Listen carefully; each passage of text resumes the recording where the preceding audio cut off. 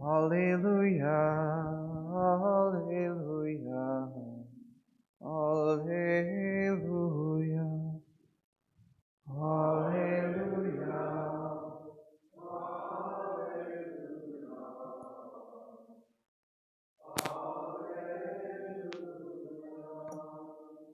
The Lord be with you. A reading from the Holy Gospel according to Matthew. Jesus said to his disciples, "You've heard that it was said, an eye for an eye, and a tooth for a tooth. But I say to you, offer no resistance to one who is evil. When someone strikes you on your right cheek, turn the other one to him as well. If anyone wants to go to law with you over your tunic, hand him your cloak as well. Should anyone press you into service for 1 mile, go with him for 2 miles. Give to the one who asks of you, and do not turn your back on one who wants to borrow." The Gospel of the Lord.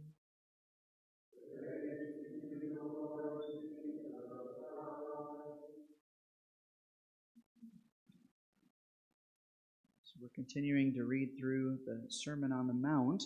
And one of the things that comes up over and over again in the Sermon on the Mount is that Jesus is changing, or he is making improvements upon the laws of the Old Testament.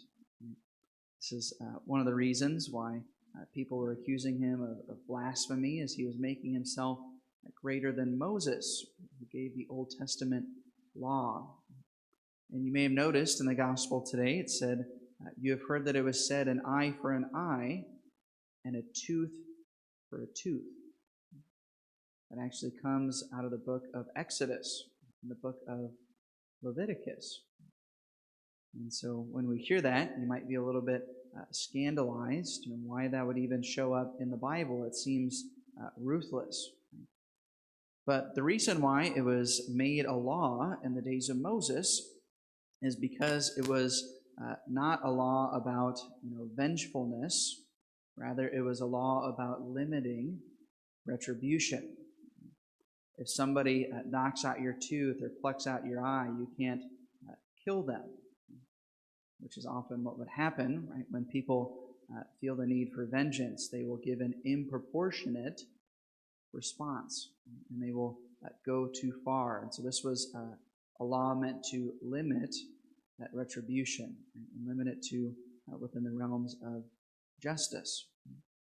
But of course, Christ transforms this teaching, changing the law, right, not to be simply about justice and retribution, but instead he makes himself the measure, just as he did not seek vengeance upon us.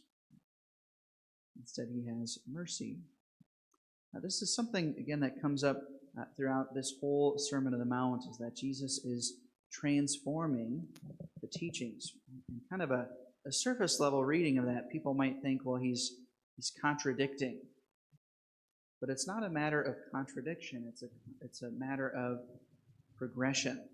The early church fathers, one of the questions they wrestled with the most is when they were talking to Jews living in their area, or when they were talking to the Greeks and the Romans. They would have to explain these apparent contradictions between the teachings of the Old Testament and the teachings of the New Testament. Right? The most common one is that in the Old Testament, many of the patriarchs, they had multiple wives. And Jesus forbade that. Right? And so they had to answer this question. And one of the ways they did so is by pointing to progressive revelation. The idea is that it's kind of like a parent with their child. When a parent has a child and the child is really young, the parent will only tell them certain things about the rules. Right? Instead of explaining every single rule and regulation, Sometimes the child just has to believe under authority. And the child isn't always capable of understanding all the rules. And so parents will gradually hand on the wisdom to them. It's also, in the New Testament, you notice there's not a book of laws in the New Testament as there is in the Old Testament. Again, it's the same idea. When children are really young, they need more rules and regulations. But as they become older and become adults, right, they become more free and less restricted.